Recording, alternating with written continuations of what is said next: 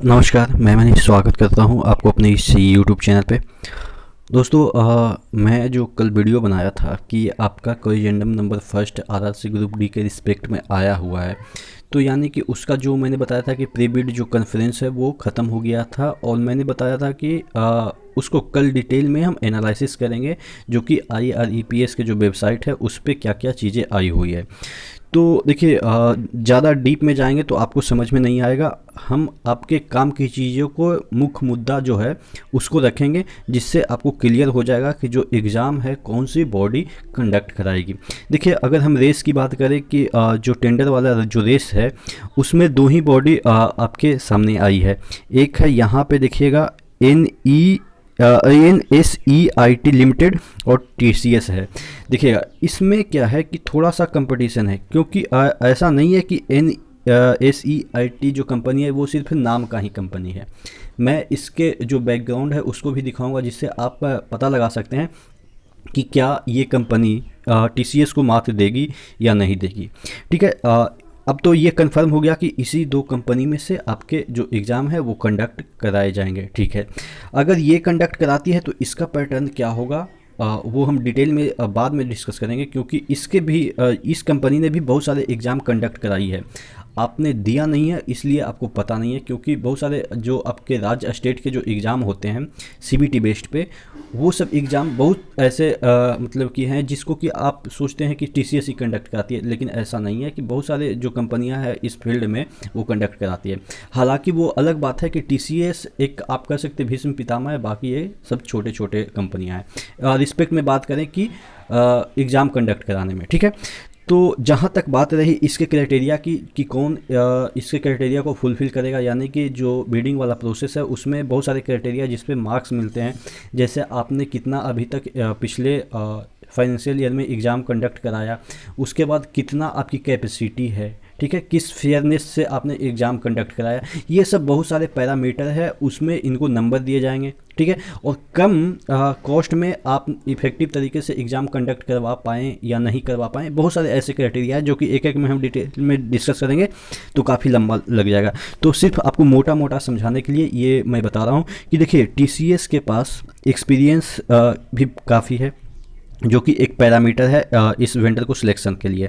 ठीक है, इसके पास आप देखेंगे कि जो पिछला जितने भी रेलवे के एग्ज़ाम हुए हैं JEE को छोड़ के, वो आपके TCS ने ही कंडक्ट कराए हैं।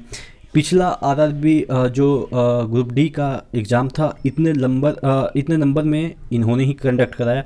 तो ऑब्वियस है कि फेवर तो इसी को जा रहा है कि यही कंडक्ट कराए, क्योंकि इसके जो नंबर हैं, बहुत सारे जो क्राइटेरिया है उसके नंबर इसको लगभग सभी मिलने वाले हैं, यानी 10 में 10 मिलने वाले हैं। ठीक है, और इसका फेयरनेस भी काफ़ी अच्छा है कि जो एग्ज़ाम होती है वो अच्छे तरीके से कंडक्ट कराती है। वो अलग बात है कि लोकल लेवल पे कुछ जो लैब है वो बिक जाते हैं, लेकिन ये आपके हायर लेवल पे नहीं होते हैं।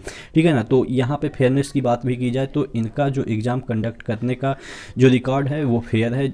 जैसा कि आप देखते होंगे कि जो बैंकिंग का एग्ज़ाम है वो भी यही करवाती है। ठीक है, तो इस वजह से अब देख लेते हैं जो NSEIT एक कंपनी है जो भी एग्ज़ाम कंडक्ट कराती है, उसके बारे में हम थोड़ा सा देख लेते हैं। यहाँ पे देखिएगा, ये इस कंपनी का यहाँ पे विवरण दे रखा है, देखिएगा NSEIT। ठीक है, अब इसके एग्ज़ाम सेंटर के बारे में बात करें, देखिएगा ये भी एग्ज़ाम कंडक्ट कराती है, डेक्स ओवन टेस्ट सेंटर। देखिएगा, NSEIT owns and runs large network of online test center with required facility and infrastructure. We currently have 2 to 9 center across 2 to 8 city. Continue to expand our reach, अभी भी ये expand कर रहा है। ठीक है ना, और ये पूरा आपके पूरे इंडिया में ये north zone, east zone, south zone और वेस्ट जोन में ये एग्ज़ाम कंडक्ट कराती है। इसके पास करेंटली 229 एग्ज़ाम सेंटर हैं, और आप समझ सकते हैं 229 एग्ज़ाम सेंटर के कारण क्या ये इतने नंबर में एग्ज़ाम कंडक्ट करा पाएगी।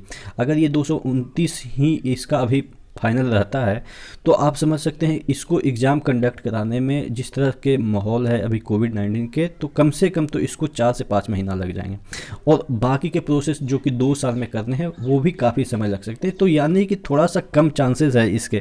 लेकिन अगर हम बात करें टीसीएस के, तो आप देखेंगे दिल्ली या पटना या मतलब कोलकाता ऐसे महानगरों में इसके एग्ज़ाम सेंटर कम से कम तो 20 से 22 होते ही हैं। तो आप समझ सकते हैं एक एक सिटी में इसके टीसीएस के एग्ज़ाम सेंटर 20 से 22 हो सकते हैं। तो ओवर इंडिया में, ऑल ओवर इंडिया में आप समझ सकते हैं कि इसके कितने एग्ज़ाम सेंटर होंगे। तो इस वजह से ये फेवर करता है टीसीएस की ओर, ये टेंडर जा सकते हैं, क्योंकि बहुत ये कम नंबर में होता तो ये फाइट कर सकता था इसके साथ, टीसीएस के साथ, लेकिन बहुत ज़्यादा नंबर में एप्लीकेंट हैं। तो इस वजह से हाँ, ये जो कंपनी है वो बहुत सारे एग्ज़ाम कंडक्ट कराई है स्टेट के जो पुलिस जो एग्ज़ाम होती है सीबीटी बेस्ड, बहुत सारे स्टेट में हो रही है सीबीटी बेस्ड, तो उसके एग्ज़ाम कंडक्ट कराई है। देखिएगा यहाँ पे इसके एग्ज़ाम सेंटर वगैरह दे रखे हैं, ठीक है।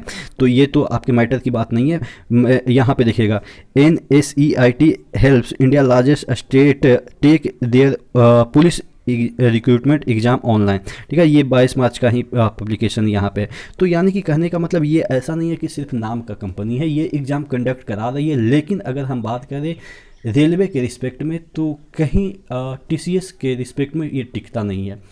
तो ओवरऑल कहने का मतलब यही है कि आप तैयारी करते रहिए, आपका एग्ज़ाम 99% ऐसा लग रहा है कि टीसीएस कंडक्ट कराएगी। और टीसीएस का पैटर्न क्या है वो आपको भी पता है। पिछला अगर आप जो आरआरबी जो ग्रुप डी का एग्ज़ाम हुआ है या आपके टेक्निकल जो एग्ज़ाम हुए थे इधर आपके एएलपी टेक्नीशियन का, तो उसके जो पेपर है उसको देख के आप एनालाइज कर सकते हैं कि टीसीएस अगर एग्ज़ाम ले रही है तो किस तरह के क्वेश्चन पूछे जाएंगे, ठीक है।